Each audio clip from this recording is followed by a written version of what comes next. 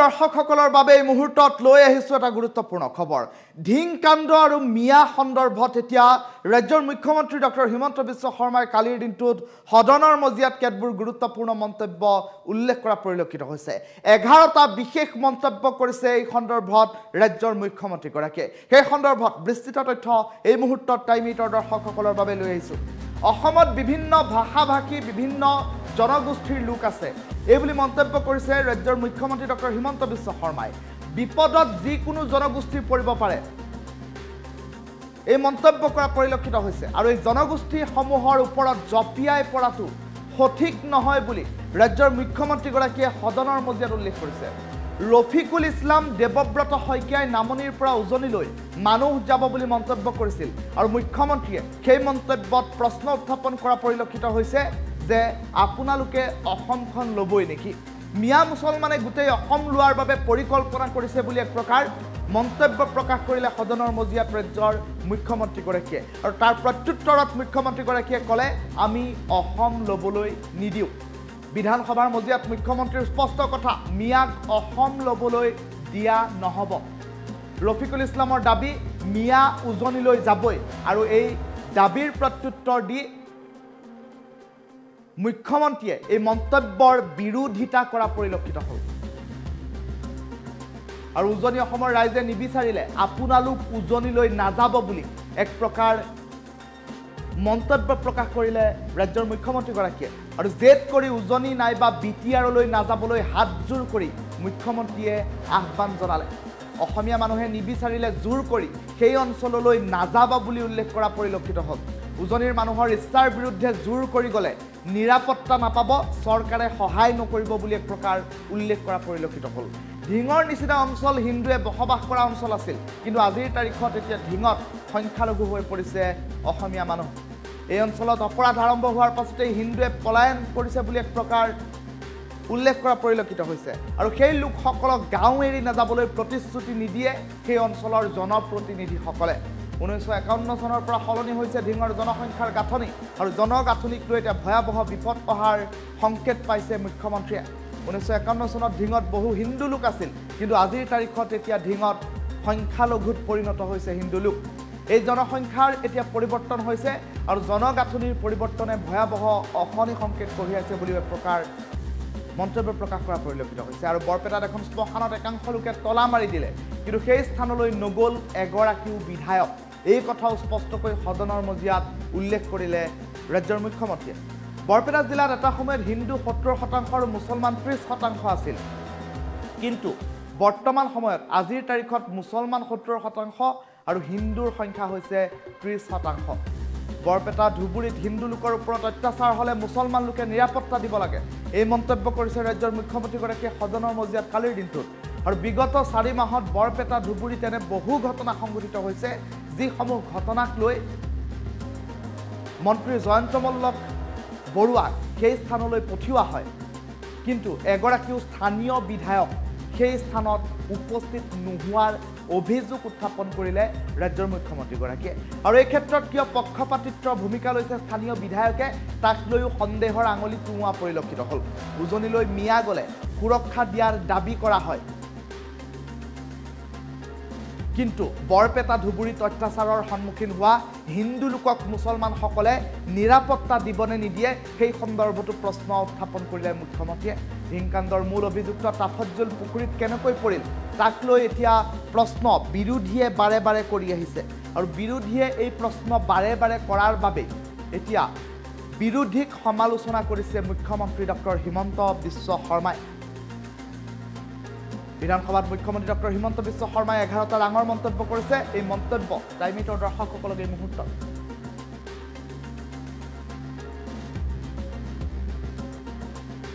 উজনিত যোৱা ব্যৱসায়ীখিনিক প্ৰটেকশ্যন হিমন্ত বিশ্ব শৰ্মাই দিব লাগে কিন্তু বৰপেটা ধুবুৰীত সদায় অত্যাচাৰৰ সন্মুখীন হৈ থকা হিন্দু মানুহখিনিকো সুৰক্ষা আপোনালোকে দিব লাগিব নে নাই স্যাৰ লাগিব নে নাই মই খালি খুদিছো মই একো প্ৰশ্ন খুদা নাই লাগিব নে নাই খালি অত্যাচাৰ হোৱা নাই মোৰ লগত লিষ্ট আছে আপোনাৰ আজিও মই কওঁ ক্ৰাইম ফিগাৰত আপোনালোকক মই এতিয়াও কওঁ যে মইতো আপোনালোকক খালি মই আহ্বানহে জনাইছো এটা কথা কম মই কৈছো যে আজি আপোনালোকে যদি এনেকুৱা এটা নেতৃত্ব লয় উজনিত আপুনি নিৰাপত্তা নিজে নিজে পাব আৰে এইটোতো এইবাৰ কবৰস্থানত জাগা নিদিলে এইবাৰ কবৰস্থানত জাগা নিদিলে জানাজা নপৰিল মাননীয় সেইফালৰ পৰা ল'ব দিয়ক সিহঁতৰ তাৰ বন্ধ কৰিছে আজি কবৰস্থানত কবৰস্থ কৰিব সেই মানুহ দি আছো হিন্দু মুছলমানটো আতৰাই আপোনালোকে কৰি আছো গাঁৱৰ মানুহখিনিয়ে জানাজা দিয়া নাই কিন্তু আপোনালোকে ষ্টেটমেন্ট দি আছে পুখুৰীত কেনেকে পৰিলে পুখুৰীত কেনেকে পৰিলে এইটো মই গম পাম নেকি কেনেকে আপোনাৰ ইমান পুলিচ থাকোতে কেনেকে পৰিলে তো কেনেকে পৰিলে মই কেনেকে জানো ইমান পুলিচ থাকোতে জনক গ্ৰেপ্তাৰ কৰি ল'ব লাগিছিল গ্ৰেপ্তাৰ নকৰে আৰু যেতিয়া এইটো ঠিক হয় কিবা কাৰণত মানুহ পুখুৰীয়ে নদীয়ে সাগৰে পৰে সেইটো দায়িত্ব কি মুখ্যমন্ত্ৰীয়ে ল'ব নেকি পুলিচে কাবাক গুলিয়াব খুজিলে মই দায়িত্ব ল'ব পাৰো মুখ্যমন্ত্ৰী মহোদয় পুলিচ অলপ শক্তিশালী কৰক হাত বন্ধা মানুহজন পুখুৰীত গৈ পৰে হ'ব এই বিষয়ে হৈছে ইমান দুৰ্বল নহয় ধন্যবাদ ৰফিকুল সাহেব মই ইমান দুৰ্বল নহয় সময় নলওঁ কেনেকে পৰিলে মইতো ষ্টেটমেন্টটো লিখি আনিছিলো কোনেও নুশুনিলে মই কি কৰো এতিয়া মইতো এইটো ষ্টেটমেন্ট লিখি আনিছিলো কেনেকে পুখুৰীত পৰিলে কোনেও নুশুনে হুলস্থুল কৰে নাই এতিয়া আৰু শুনিব খুজিলে মই ষ্টেটমেন্টটো আপোনাক মই যিটো ষ্টেটমেন্ট লিখি আনিছিলো আপোনাক মই পঠাই দিম আপোনালোকে চাই ল'ব কৰিবলৈ দিয়ক না আমিনুল সাহেব এতিয়া এই ষ্টেটমেন্টটোত কেনেকে পুখুৰীত পৰিলে এইটো লিখা আছে আপোনাক মই পাৰ কৰাই দিম আপোনালোকে পঢ়ি ল'ব কোনো আপত্তি নাই কিন্তু এটা কথা আপোনালোকক মই ক'লো যে আগ্ৰাসী নহ'ব এই যে ৰফিকুল জামান সাহেবে আজি আমাৰ জনীয়া সমষ্টিৰ বিধায়কে কৈ দিলে যে আমি যামেই মই আপোনাক অনুৰোধ কৰিম এই মাননীয় মুখ্যমন্ত্ৰী মহোদয় মানে ভাৰতীয় নাগৰিক হিচাপে এখন জিলাৰ পৰা আন এখন জিলালৈকে যাব পাৰে আৰু এইখিনি আপুনি নিৰাপত্তা নিশ্চিত কৰিব লাগিব নাযাব কাৰ্বি আংলঙত হিমন্ত বিশ্ব শৰ্মা গলেও মই মোক নিজে নিৰাপত্তা দিব নোৱাৰো যাব নাযাব একদম নাযাব কেনেকে আপোনাৰ দেশৰ নাগৰিক আৰু এখন আপোনাৰ ৰাজ্যখন কেনেকে চলিব এখন ডিস্ট্ৰিক্টৰ মানুহ আন এখন ডিস্ট্ৰিক্টত যাব নোৱাৰিব মাননীয় মুখ্যমন্ত্ৰী ডাঙৰীয়া মাননীয় অধ্যক্ষ যদি আপোনালোকে এনেকে মাননীয় মুখ্যমন্ত্ৰী মহোদয় কাৰ্বি আংলং বিটিআৰ উজনিত যদি এনেকে জেট কৰি যাব খোজে জেট কৰি নাযাব আপোনালোকক মই অনুৰোধ কৰিছো জেট কৰি নাযাব আমিও অনুৰোধ কৰিছো আপুনি মুখ্যমন্ত্ৰী হিচাপে নিৰাপত্তা নিশ্চিত কৰক বিহাৰৰ মানুহ আহিব মাৰোৱাৰীও আহিব পাঞ্জাবীও আহিব গুজৰাটীও আহিব আছে অসমত আৰু অসমৰ এখন জিলাৰ মাননীয় মুখ্যমন্ত্ৰী মহোদয় আচ্ছা মই আপোনালোকক 1 মিনিট প্লিজ শুনি লওক স্যাৰ শুনক আপোনাৰ অসম যদি এখন জিলাৰ মানুহ আন এখন জিলালৈকে আপুনি এইখিনি নিৰাপত্তা আপুনি নিশ্চিত কৰিব আজিতো মই দেৱব্ৰত শইকীয়া বিৰোধী দলপতিক আচৰিত পালো তেওঁ নিজে নাজিৰা সমষ্টিৰ বিধায়ক আৰু তেওঁ কৈছে যে মানুহ উজনি অসমৰ পৰা মিয়া মুছলমান যাবই মিয়া মুছলমান শব্দটো কোৱা নাই উজনিৰ পৰা নামনিৰ পৰা যাবই আপোনালোকেও কৈছে যাবই এই সেনসিটিভ মুহূৰ্তত যদি হয়তো আপোনালোকক এটাই কথা কম যে য'ত অসমীয়া মানুহখিনিয়ে নিবিচাৰে তাত জোৰ কৰি নাযাব স্যাৰ যদি যেতিয়া বিচাৰে তেতিয়া যাব আপুনি য'ত এতিয়া চক গোটেই গুৱাহাটীৰ পাহাৰবিলাকত উঠি গ'ল মাননীয় অধ্যক্ষ মহোদয় এতিয়া ফৰেষ্টত আমি আপোনালোকক বিচাৰা নাই আপোনালোক জোৰ কৰি আমাৰ মন্ত্ৰীসকলে দিল্লীত ঘৰ বনাব পাৰে আমাৰ বিধায়ক মন্ত্ৰীসকল দিল্লীত মাটি কিনি ঘৰ পাতিব পাৰে এখন ৰাজ্যৰ পৰা আন এখন ৰাজ্যলৈ যাব পাৰে নিজৰ ৰাজ্যৰ এজন ব্যক্তি এখন জিলাৰ পৰা আন এখন জিলালৈকে যাব আপুনি নিৰাপত্তা নিশ্চিত কৰিব লাগিব মই আপোনালোক মাননীয় মুখ্যমন্ত্ৰী আপোনাৰ দায়িত্ব আপোনালোকক কৈছো এইটো আপোনাৰ দায়িত্ব স্যাৰ মই আকৌ এবাৰ আপোনালোকক কৈছো উজনি অসমৰ মানুহৰ ইচ্ছাৰ বিৰুদ্ধে যদি আপোনালোক জোৰ কৰি যায় ইচ্ছাৰ তাত নিৰাপত্তা নহ'ব এইটো মই আপোনালোকক কৈছো ইচ্ছা অনুসৰি যাওক নিৰাপত্তা হ'ব থেংক ইউ যে আজি আপোনালোকে কি ক'লে এটা ডাঙৰ কথা ৰফিকুল সাহেবে ক'লে আৰু দেৱব্ৰত শইকীয়াই ক'লে যে লোৱাৰ আছামৰ পৰা মানুহ আপাৰ আছামত যাবই হাৰি কিয় যাব কওকচোন কিয় যাব কিয় যাব আপোনালোকে কওক তাৰমানে আপোনালোকে গোটেই অসমখন ল'বই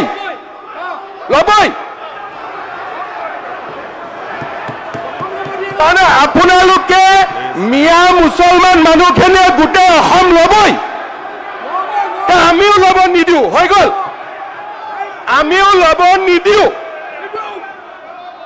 আপোনালোকে আজি হাউচত ক'লে যে আমি ল'মেই আৰু মই কৈছো আপোনালোকক আমি ল'ব নিদিওঁ বাছ অধ্যক্ষ মহোদয় সামাজিক সমৰসতা কেনেকৈ থাকে যেতিয়া মাৰোৱাৰী সমাজৰ লগত সেই ২৭টা সংগঠনৰ এটা ভুল বুজাবুজি হ'ল সেই সময়ত টুইটাৰ আৰু ফেচবুকত বৰপেটা নগাঁৱৰ সংখ্যালঘু লোকসকলে একদম ফেচবুকত মাৰোৱাৰীৰ বিৰুদ্ধে লিখি পগলা কৰি দিলে নহয় শুদ্ধ নাই মইতো ডেটাৰ পৰা কম এইটো আপুনি গোটেই অসমৰ পৰা হৈছে এইটো এটা কমিউনিটিৰ নামত বৰপেটা নগৰ আপুনি পলিটিক্স হৈ আছে এই কথাটোত আপত্তি আছে এই কথাটোত আমাৰ আপত্তি আছে আপুনি বৰপেটা কৰিব আমি মানি নলওঁ প্লিজ বহক শুনি লওক আপোনাৰ সংখ্যালঘু মানুহ আরে মোক এনেকে আমি সংখ্যালঘু মানুহ শুনি লওক আগতে ক'বলৈ দিয় কথা আগতে ক'বলৈ দিয় কিয় হৈ আছে আগতে ক'বলৈ দিয় আরে নেক্সট লাইন তনে পৰা আগতে ক'বলৈ দিয় কথা সংখ্যালঘুৰ ওপৰত আপোনালোক কি পলিটিক্স কৰিব নিদিওঁ ছাৰ বাপৰে ইমান সংখ্যালঘু আপোনালোকে ক'বলৈ দিয়কচোন ইস্যুবিলাক শিফট কৰি বাপৰে মানিব লাগিব ক'বলৈ দিয়ক আগতে ক'বলৈ দিয়ক বাপৰে আগতে ক'বলৈ দিয়ক কি কংগ্ৰেছে সংখ্যালঘু বুলি ডিক্লেয়াৰ কৰি দিলে নেকি সংখ্যা গুৰুক নালাগে আচ্ছা কংগ্ৰেছে সংখ্যালঘু বুলি কওঁতে এনেকে সব জপিয়াই দিলে পুৰাটো শুনক অধ্যক্ষ মহোদয় মই এইটো কথা ক'ব খুজিছো নাই আমিনুল সাহেব আপুনি শুনি পিছৰ লাইনটো পিছত ক'ব এজন মই ইয়াতে উঠি মই মোৰ যদি পুৰাটো শুনে আপোনালোক শান্তি পাব মানুহখিনিয়ে শান্তি পাব যদি ক'ব নিদিয়ে অশান্তি হৈ থাকিব শুনি লওক অসত্য মই কেতিয়াও নকওঁ আৰে আপোনাক কাল প্লিজ প্লিজ শুনক ঠিক আছে তেতিয়াহ'লে ফেচবুকটো অসত্য হ'ব মই কালি আপোনাক স্ক্ৰীনশ্বট বিলাক আনি দি দিম নহয় ৰাতিপুৱা নহয় অধ্যক্ষ মহোদয়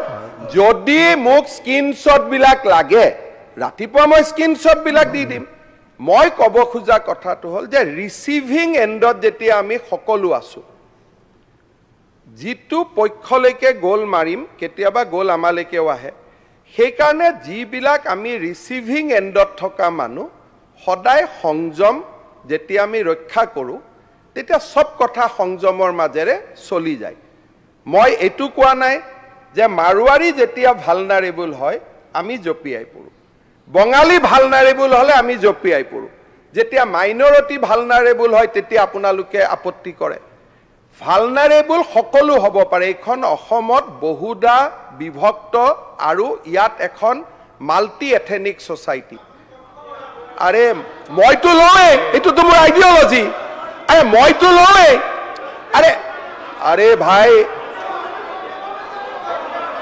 অধ্যক্ষ মহোদয় এখেতসকলে শুনিব খোজাই নাই গতিকে শুনিব নুখুজিলে মোৰ কৈ লাভ নাই শুনিব আচ্ছা আপোনালোকে উঠাই কিয় যদি শুনিবই নোৱাৰে আপোনালোকে যদি মোৰ কথা শুনিব ইমান ভয়ে খায় এই কথাবোৰ আনে কিয় মানুহ ইমান ভয়াতুৰ হ'ব নালাগে নহয় আচ্ছা এতিয়া আজি আপোনালোকে এখন ডাঙৰ জুই লগাই দিলে আচ্ছা আজি আপোনালোকে ইয়াত বহি অখিল গগৈ ডাঙৰে আৰে প্লিজ মই ক'লো যি কৰে কৰক হাউচত কি কৰিব আৰে মই ক'লো আপুনি মোক মুখ্যমন্ত্ৰী ডাঙৰীয়াই কৈ আছে অলপ শুনক কাৰ পৰা শুনিব আপুনি এতিয়া মুখ্যমন্ত্ৰী ডাঙৰীয়াই কৈ আছে অখিল গগৈ ডাঙৰীয়া মই যি বাহিৰত কৈছো এটা হাউচত ক মোক যি কৰে কৰক ৰ'ব আজি আৰে মই ক'লো নো কি কৰিব এতিয়া আপোনালোকে মোক কি কৰিব এতিয়া মই ক'লো এটা আপোনালোকে কওঁতেতো মই বাধা দিয়া নাই আরে অখিল গগৈ ডাঙৰীয়া না অখিল আপোনাৰতো উত্তৰ লাগে ন 2009 আৰে শুনকচোন উত্তৰটো চাই আহিছো বাদ দিয়ক আপোনাৰতো উপায় নাই আপুনি শুনিবই লাগিব কি কৰিব আপুনি মোক ক'ব হাউচত মই কাক মাতি আনিম নহয় মুখ্যমন্ত্ৰী ডাঙৰীয়াই কৈ আছে যে মই কাক মাতি আনিম আপোনাৰ কথাটো উত্তৰ দিবলৈ মই যদি উত্তৰ নিদিওঁ কোনে উত্তৰ দিব এতিয়া আপোনালোকক আৰে মই আৰে হে ভগৱান আৰে না এটা কি কৰো মই কলো এতিয়া আপুনি মোক কি কৰিব এক মিনিট না মই আরে টিভিত চাই আছে না মানুহে আর মুকু চাই আছে গতিকে মানুহে গম পাব কোন কাৰ ফালে গতিকে লাইভ টেলিকাস্ট হৈ আছে ময়ো এনজয় কৰি আছো মোৰ কোনো আপত্তি নাই প্লিজ সাইলেন্ট প্লিজ টিভিত অসমৰ মানুহে চাই আছে মই মোৰ আদৰ্শত আছো গতিকে মানুহে মোক ভাল পাব গতিকে ইয়াত কৰিলে কৈ থাকক একদম প্লিজ আপুনি হৈ থাকক কৈ থাকক মই শুনি আছো প্লিজ আরে আরে কবই দিয়কচোন মাননীয় কথাটো ইয়াতে এক মিনিট মাইনৰিটিৰ ভোটৰ কাৰণে যিমান কম্পিটিশ্যন কৰে কৰি থাকক মইতো তাত নাই আচ্ছা অধ্যক্ষ মহোদয় আজি আপোনালোকে এটা ডাঙৰ কথা ক'লে আজি চব জানি বা নাজানি আমাৰ জনিয়া সমষ্টিৰ বিধায়ক আৰু বিৰোধী দলৰ দলপতি গৰাকী এটা আজি ডাঙৰ কথা ক'লে আৰু আপুনি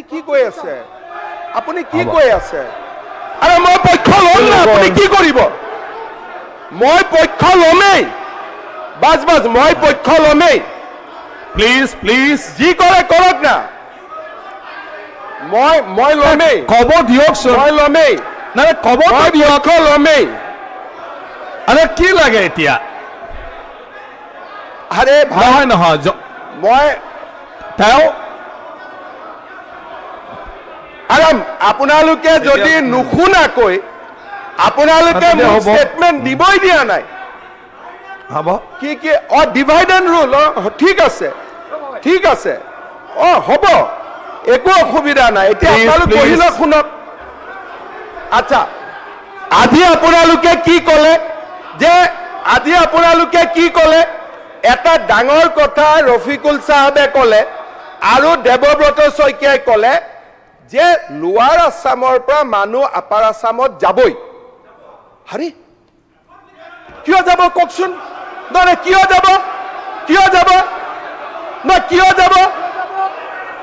যাব আপোনালোকে কওক তাৰমানে আপোনালোকে গোটেই অসমখন ল'বই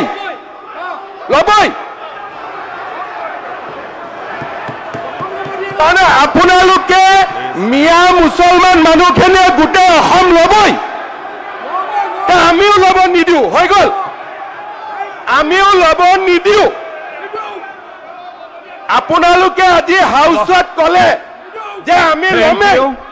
আৰু মই কৈছো আপোনালোকক আমি ল'ব নিদিওঁ বাছ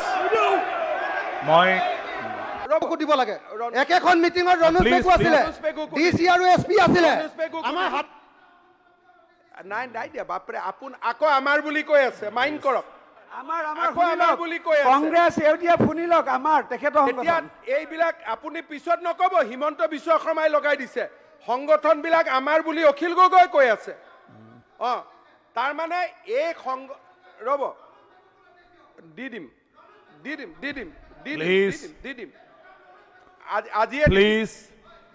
আজি দি দিম ডিসিএসপি কো দি দিম প্লিজ বহক না আপুনি বহকচোন আপুনি বহকচোন অখিল গগৈ ডাঙৰীয়া আপুনি বহকচোন হৈ যাব আৰু আপুনি বহক আপুনি বহক মাননীয় অখিল গগৈ ডাঙৰীয়া আপুনি লাইনটো শুনি লওক আপুনি শুনক না আপুনি শুনি লওক পিছত এনেকুৱা নকয় আপুনি বহকচোন আপুনি বহক অখিল গগৈক সাসপেনশন কৰি দিয়া হ'ল তেওঁ হয়তো কিবা অখিল গগৈ অলপ দেৰি বাহিৰত গ'লে হ'ল আকৌ আহিব অখিল গগৈ বাহিৰত যাওক আকৌ আহিব স্যাৰ সাসপেন্ড কৰিব নালাগে এইখিনিৰ কাৰণে তাক লুঙিত ধৰি উলিয়াই দিয়ক লুঙিখনত ধৰি ডাঙক হ'ব লুঙিখনত ধৰি ডাঙক হ'ব বাৰে অখিল ল'ব লাগে কৈ আছে আমাৰ সংগঠন উঠাই ল'ব লাগে মাইণ্ড কৰিব নহয় নাই পৰিৱেশটো ধৰি ৰাখিব লাগিব সেশনত সবে কথা ক'ব লাগিব স্যাৰ অখিল গগৈ এইটো সময়ৰ কাৰণে নিজৰ বিলত আহি যাব অখিল আচ্ছা গগৈ মাননীয় সদস্যসকল তেখেতৰ বিলত আহি এতিয়া যাব আপোনালোকে চাওক আজি আপোনালোকে মোক একিউজ কৰি আছে অখিল গগৈ ডাঙৰীয়াই বাৰে বাৰে কৈছে আমাৰ সংগঠন বাকি আপোনালোকে বুজিব হাব হৈ কোনে খুটে বেজ হৈ কোনে জাৰে অন্তত মই যি কওঁটো মুখত কওঁ এতিয়া 22 তাৰিখৰ পৰা হোৱা ঘটনা কেইটা মই আপোনালোকক কৈছো ইয়াত মই সকলোৰে নাম কম নিউট্ৰেলি ৰেপ যেতিয়া ৰেপিষ্টজন মুছলিম হয় আৰু ভিক্টিমজন হিন্দু হয় ঠিক আছে ইয়াত এটা এংগল লৈ লওক নহয় আঁতৰাব নালাগে ইয়াত আমিনুল সাহেব কথাটো শুনি লওক আপোনালোকে অকণমান শুনিলে আমাৰ বেদনাখিনি বুজি পাব তাৰ পিছত একো নাই আমি প্ৰত্যেকজন ৰেপিষ্টৰ প্ৰতি আমাৰ সহমৰ্মিত আমিনুল সাহেব বেদনাটো বুজি পাওক প্ৰত্যেকজন ৰেপ হোৱা ব্যক্তিৰ প্ৰতি আমাৰ সহমৰ্মিত না বেদনাটো বুজি পাওক আপোনালোকে মই ইয়াত এটা সৰু কথা বেদনাবোৰ নুবুজিলে আপোনালোকে কেতিয়াও ঔষধ দিব নোৱাৰে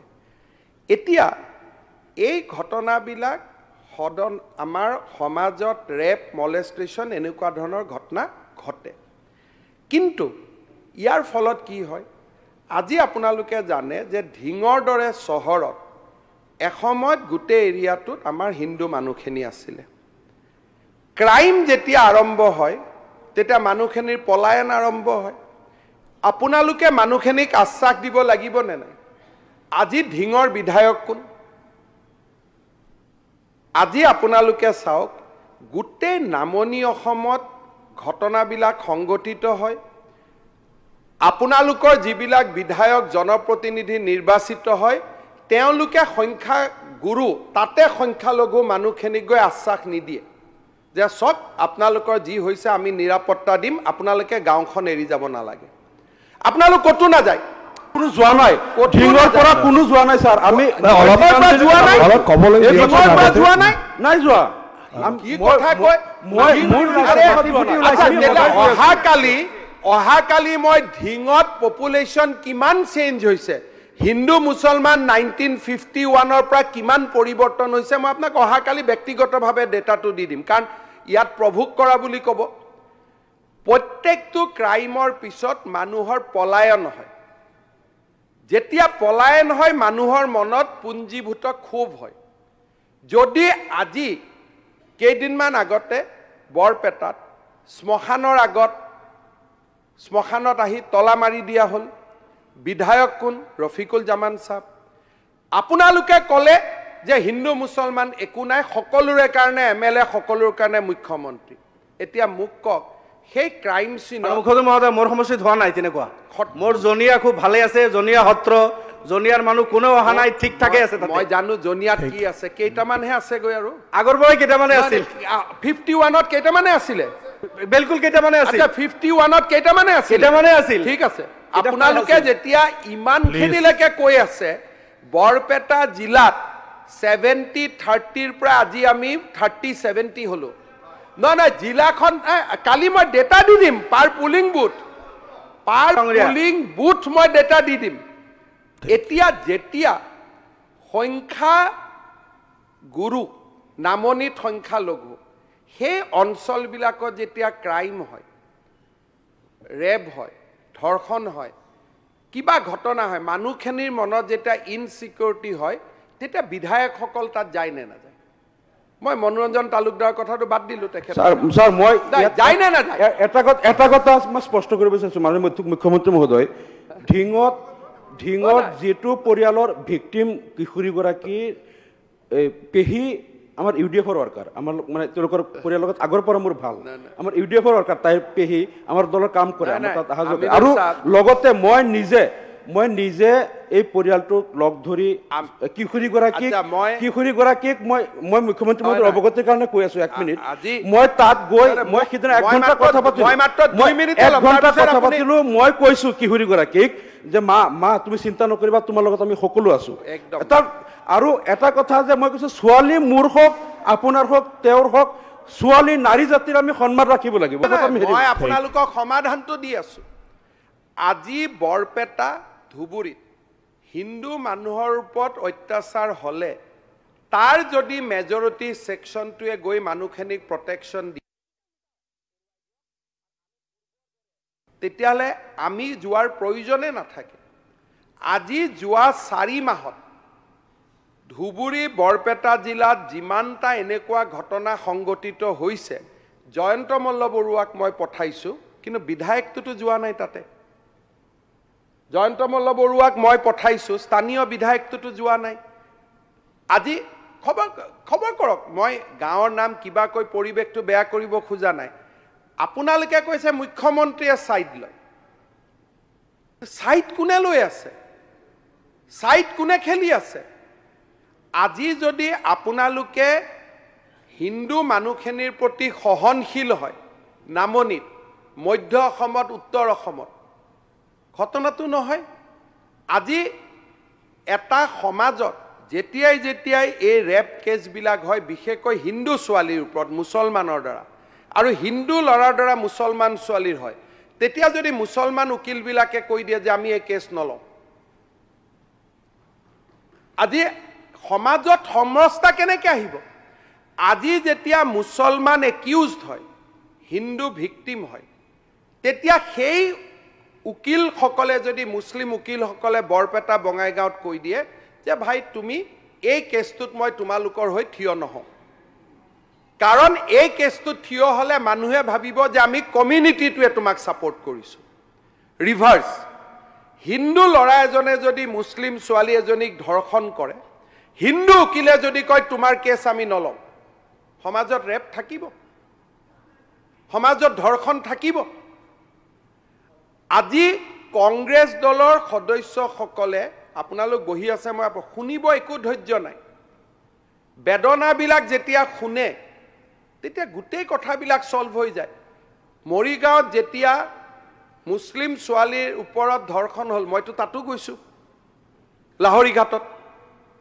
মইতো ৰেপৰ ক্ষেত্ৰত হিন্দু মুছলমান কৰা নাই মই তাতো স্পটত গৈছো কিন্তু সেইজন মানুহকো ৰক্ষণাবেক্ষণ কোনে দি আছিলে এতিয়া লাহৰীঘাটৰ বিধায়ক উঠি গ'ল মোক তেওঁৱে কয় যে বেছি একশ্যন ল'ব নালাগে কিন্তু ভিক্টিম মুছলিম পাৰপিট্ৰেটৰো মুছলিম আজি হাউচৰ পৰা এটা মেছেজ দিয়ক তেওঁলোকেতো ভাল কথা শুনাৰ মতলবে নাছিলে আজি আহিছিলে পোষ্টাৰ টোষ্টাৰ লৈ যে আমাৰ যিকোনো ৰেপ কেছত আমাৰ যদি সমাজৰ আসামী হয় সমাজৰ উকিল এটাত অংশগ্ৰহণ নকৰে তেওঁক প্ৰটেকশ্যন নিদিয়ে আমি সকলোৱে মিলি পৰিৱেশ এটা বনাওঁ আজি ঢিঙৰ অভিযুক্তৰ যি দুজন যেতিয়া ধৰাত পৰিব তেওঁৰ কেছ হিন্দুৱে লওক হিন্দু এডভোকেটে লওক কিন্তু নগাঁৱৰ মুছলমান বাৰে কওক যে এইটো আমি নলওঁ কাৰণ এখন শংকৰদেৱৰ স্থান আজান ফকীৰৰ স্থান আমি ইয়াত সামাজিক সমৰসতাটো আমি জীয়াই ৰাখিম হিন্দু উকিলে লওক কিন্তু আমি কেছ নলওঁ প্ৰটেকশ্যন নাপালে হ'ব আৰু যেতিয়া এনেকুৱা ভিক্টিমত অতিষ্ঠ হৈ বৰপেটা আদিৰ পৰা মানুহ গাঁৱৰ পৰা ওলাই আহিব খোজে আপোনালোকে গৈ প্ৰটেকশ্যন দিয়া আৰম্ভ কৰক যে গাঁও ত্যাগ নকৰিব আমি আপোনালোকৰ লগত আছো কাৰণ তাত প্ৰটেকশ্যন দিব পৰা ক্ষমতা আজি মোৰো নাই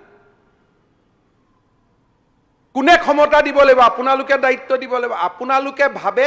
যে উজনিত যোৱা ব্যৱসায়ীখিনিক প্ৰটেকশ্যন হিমন্ত বিশ্ব শৰ্মাই দিব লাগে কিন্তু বৰপেটা ধুবুৰীত সদায় অত্যাচাৰৰ সন্মুখীন হৈ থকা হিন্দু মানুহখিনিকো সুৰক্ষা আপোনালোকে দিব লাগিব নে নাই স্যাৰ লাগিব নে নাই মই খালি খুদিছো মই একো প্ৰশ্ন খুদা নাই লাগিব নে নাই খালি অত্যাচাৰ হোৱা নাই মোৰ লগত লিষ্ট আছে আপোনাৰ আজিও মই কওঁ ক্ৰাইম ফিগাৰত আপোনালোকক মই এতিয়াও কওঁ যে মইতো আপোনালোকক আমি কেতিয়া বিভাজন নকৰো আপোনালোকক খালি মই আহ্বানহে জনাইছো এটা কথা কম মই কৈছো যে আজি আপোনালোকে যদি এনেকুৱা এটা নেতৃত্ব লয় উজনিত আপুনি নিৰাপত্তা নিজে নিজে পাব আৰে এইটোতো এইবাৰ কবৰস্থানত জাগা নিদিলে এইবাৰ ড্ৰাগছ কবৰস্থানত জাগা নিদিলে জানাজা নপৰিল মাননীয় সেইফালৰ পৰা ল'ব দিয়ক সিহঁতৰ তাৰ সেইফালৰ পৰা বন্ধ কৰিছে আজি কবৰস্থানত কবৰস্থ কৰিব সেই মানুহ দি আছো হিন্দু মুছলমান আতৰাই আপোনালোকে কৰি আছো গাঁৱৰ মানুহখিনিয়ে জানাজা দিয়া নাই কিন্তু আপোনালোকে ষ্টেটমেণ্ট দি আছে পুখুৰীত কেনেকে পৰিলে হয় পুখুৰীত